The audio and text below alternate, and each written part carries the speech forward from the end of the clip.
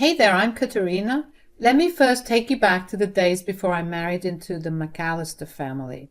My life was pretty simple, nestled in Rome. My pops ran this cute little grocery store in the city, and my mom was a school teacher. My younger brother was the troublemaker in the family. You know, the typical Italian family where pasta nights were a sacred tradition and the noisy Sunday dinners with the entire family were a must. I had just graduated with a degree in sociology, unsure about my place in the world. It was time to explore and find myself. Then I met Dan. I was a 24-year-old waitress working part-time at a cozy little cafe. Dan, a 25-year-old American sitting in the corner with his table, diligently learning Italian. He was a bit older, but he was exactly my type. Our banter game was strong, and before I knew it, we were dating. While Dan was doing his thing, I was climbing my own ladder. We were in an international long-distance relationship. After a couple of years, I landed a job as a researcher in my field. Life was treating me well, and I was proud of how far I had come. Then, one day, the man of my dreams dropped down on one knee and asked me to be his forever. Of course, I said yes, without a moment's hesitation. Dan was not just asking me to be his wife, he was also asking me to leave Italy and move to the States with him. It was a daunting decision. Leaving behind my family, my culture, and the country I had always called home was a big leap. But I knew that true love often requires sacrifices, and it was not like I had never been to the States. My mom belonged to the States. I'm half American. I had only met Dan's parents, Charlotte and David, over video calls before. And guess what? They were nothing like my Italian folks. Dan's dad was a pretty big deal in the medical scene. He had his own fancy clinic and was the boss of pretty much everything in the hospital. I mean, the guy had a serious influence on every doctor at the clinic. Dan also had a sister called Ashley, who was married to Sean, one of San Francisco's big shot investors, from what Dan told me. So our wedding, now that was quite the adventure. Italian girl marrying an American guy in the US. My parents and friends came all the way, and it was this amazing cultural fusion. The day was full of joy and celebration, marking the start of my life as Dan's wife. Just 4 months into this whole married life thing, I found out I was pregnant. I was like this roller coaster of emotions. We were thrilled, of course, but also nervous. We had our careers to focus on, and becoming parents was a big, daunting step. But here is where it gets even more interesting. It turned out my pregnancy was not the only one in the family at that time. We hosted a dinner for the whole family to announce the good news. Hey everyone, we've got some big news to share. Yeah, guys. You might want to sit down for this. What's up? Yeah, spill the beans, guys. We are having a baby. Katerina's pregnant. Yep, our family's about to get a little bigger. Wait, seriously, you guys? I'm going to be a grandmother, finally. Hold on, I don't want to steal your spotlight, Katerina, but how about we share it? What do you mean, Ash? I was planning a different little get-together for this announcement, but I guess I'll just have to say it. I'm also pregnant. We're going to have 2 babies in the family. Yeah, we're going to be parents as well. Oh my God, Ashley! Double the fun, huh? Yeah, and double the trouble too, I'm sure. I'm going to be a grandma to 2 babies? This is such a blessing. Mom, we're going to give you a run for your money with our 2 little cuties. Well, I might not be a grandpa yet, but I can promise you this. I will give you the best gynecologist from my hospital. Double the expertise for our moms-to-be. Thank you, David. That is really sweet of you. You guys are making this already incredible moment even more special. Now, we can do a shared baby shower too. This is going to be so much fun. I was over the moon with happiness. Little did I know that this game of play pretend, where Ashley and I were pregnant at the same time, would later take a dark turn. But for now, in those early months of our pregnancies, it was a time of joy. Ashley and I did everything together during our pregnancies, from reading parenting books to sharing our cravings for pickles and ice cream. For both of us, of course, it felt like we were living in a dream. We even threw a joint baby shower, and it was the most fun I have ever had. We laughed, we cried, and we shared stories about our hopes and fears as expecting mothers. David also hooked us up with some fantastic doctors at his clinic. The big day finally arrived, my due date. I started feeling those labor pains and knew it was time to head to the hospital. As soon as we got there, I was swiftly whisked to a hospital bed with Dan right by my side. The nurses were there trying to keep me calm amidst all the pain. David walked into our room with a doctor and a couple of nurses. He looked really tense. "This is the doctor who'll be handling the delivery today, and these are the nurses who'll be working with him." "Wait, this is not my gynecologist?" "Your gynecologist could not make it today. Deal with it, darling." "What the hell, Dad?" "I already had a lot on my plate today. Your sister also gave birth some hours before." "What? Ashley gave birth too? Why didn't you guys tell us?" "There's no time to discuss this now. Your wife is in pain. Your baby can be here any second, Dan. You need to leave the room." "What? Dad, this is my wife and my baby. I'm not going anywhere." "Dan, it is not just about that. The doctors need space to work efficiently, and it's a crucial time." "But I don't want to leave her alone." I was in so much pain that nothing mattered to me anymore. I just wanted the baby to come out of me as soon as possible. "It's okay, babe. I'll be fine." "She won't be alone. The nurses will be here to support her. It's a medical procedure, and we must trust their expertise. Let's go." I remember moments of it, just flashes. The excruciating pain, the overwhelming exhaustion, and the distant sound of the baby crying. But it is all a haze, like trying to recall a dream upon waking. After pushing our baby into the world, I was drained. I could barely keep my eyes open, my body longing for rest. The nurses told me it was a boy and then swiftly took the baby away and told me they would be right back. I was too tired to ask or fight. The whole thing was a blur. When I finally opened my eyes, I saw Dan sitting by my side. His eyes welled up with tears. "Dan, why are you crying? Is our baby okay?" "They took him away and never came back." "Yes, Katerina, he's okay." "Then what is it? Why are you upset?" "Well, it's just, I don't know how to say this. Our son has Down syndrome." "Down syndrome?" "They said they're still running some tests on him. I just want you to know that I love him, no matter what. We will face this together as a family." "Of course, Dan. He's our baby, and we need to be there for him." "It will have its challenges, but he is our son, and he's perfect just the way he is." When I first held our baby boy, Luke, it was like everything else just faded away. His tiny fingers, his little nose, all of it was pure magic, and I could not ask for anything more. Dan and I had a heart-to-heart about our son's diagnosis, and we decided right then and there that we would love and support him no matter what. We were ready for any challenges that might come our way. We also talked about Ashley and her baby boy. Two cousins born close together, but with different paths ahead of them.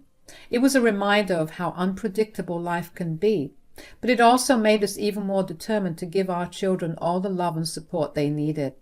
We got home from the hospital, and the next day Charlotte decided to pay a visit. "Well, isn't Luke a special little boy?" "Yes, Luke is a very special and sweet child." "Special in more ways than one, I see." "Mom, be nice." "He's so different from other kids, isn't he?"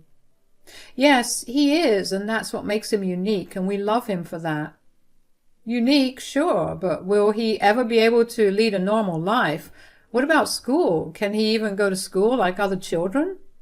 "Mom, we'll be working with specialists to ensure he gets the education he needs. And by the way, he can go to school just like a regular kid does." "You know, you might want to get used to the idea that he will not be getting into any prestigious universities or achieving big things. Will he be able to work or contribute to society, or will he just be a burden to you?" "He is not a burden to us. Luke will follow his own path, and we will support him." "But what about his future relationships? Will anyone ever want to be with someone like him?" "Mom, Don't be so insensitive. Can we please talk about something else? How about you give him a chance and play with him sometime? Luke is a very happy kid. Oh, please, he is not my cup of tea. I've better things to do. So everyone came to check out our little baby boy, but you won't believe it. Ashley didn't even bother giving us a ring. I mean, I get it. She has got her hands full with her own newborn and all. Obviously wanted to take care of herself and her baby boy, but she didn't reach out to us or even answer our calls. Considering the bond we shared and the fact that she was now experiencing motherhood too, I had expected her to at least send a congratulatory message or find a moment to call. But then finally, 3 weeks after the birth, she finally called us back. Hi, Katerina. I'm so sorry I've not been in touch. It's been hectic with the baby. I understand, Ashley.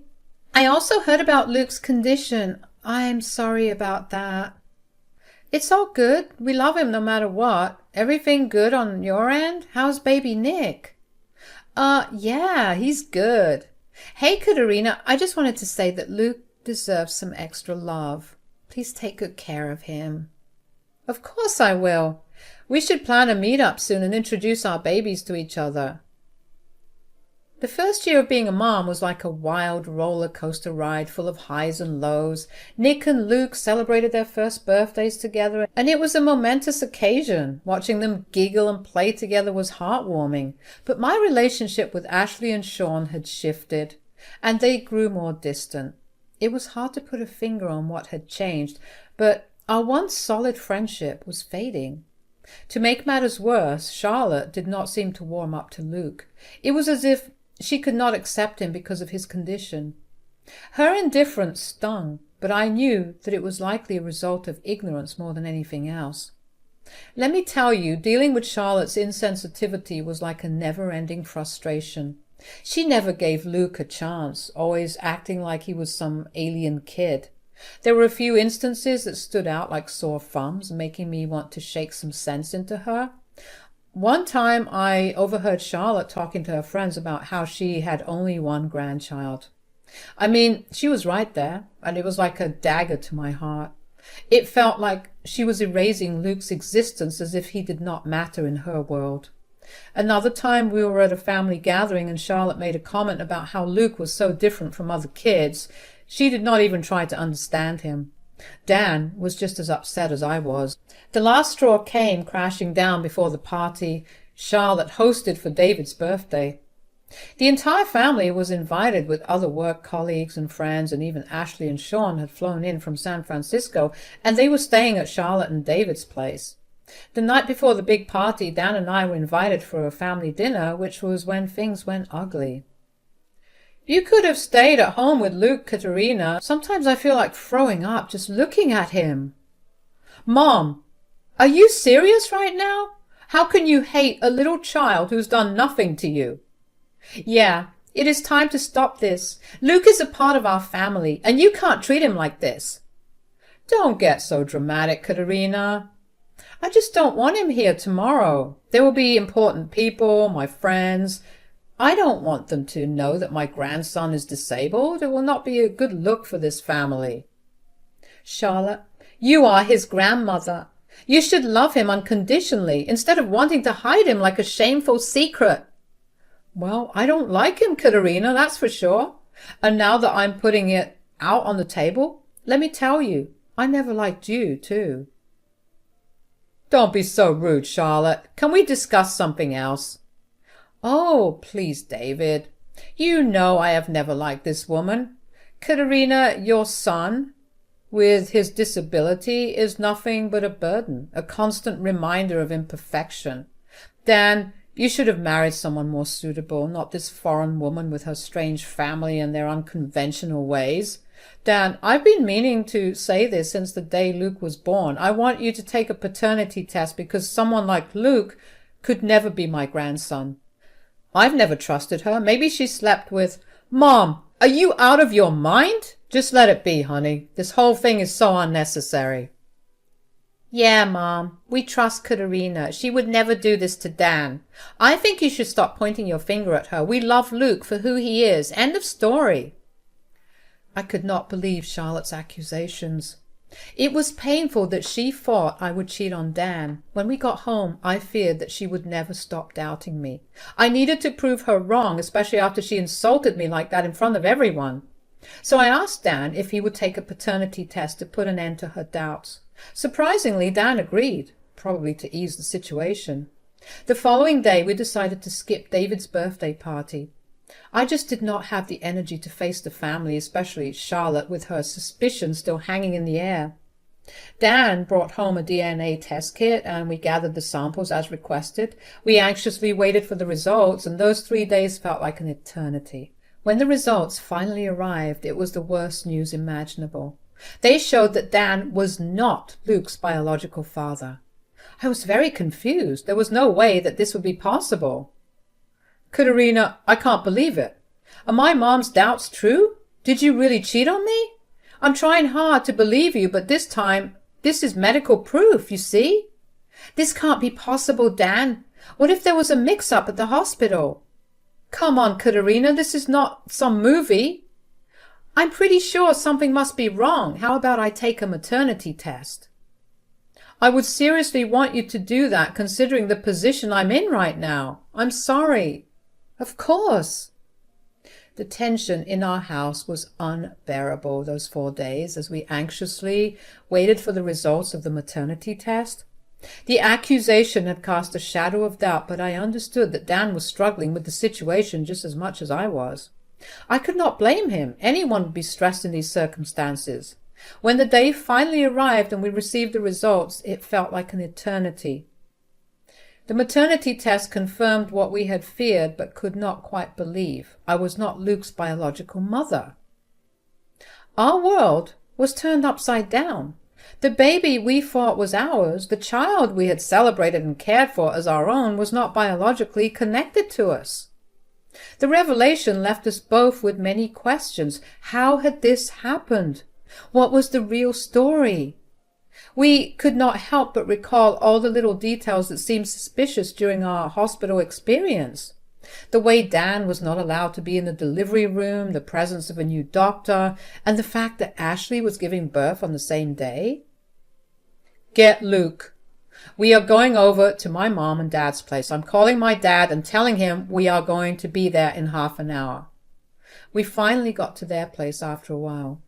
What was the hurry, son? Is something wrong? Dan showed them the DNA test results. This can't be possible. Whose baby is that if you're not Luke's parents?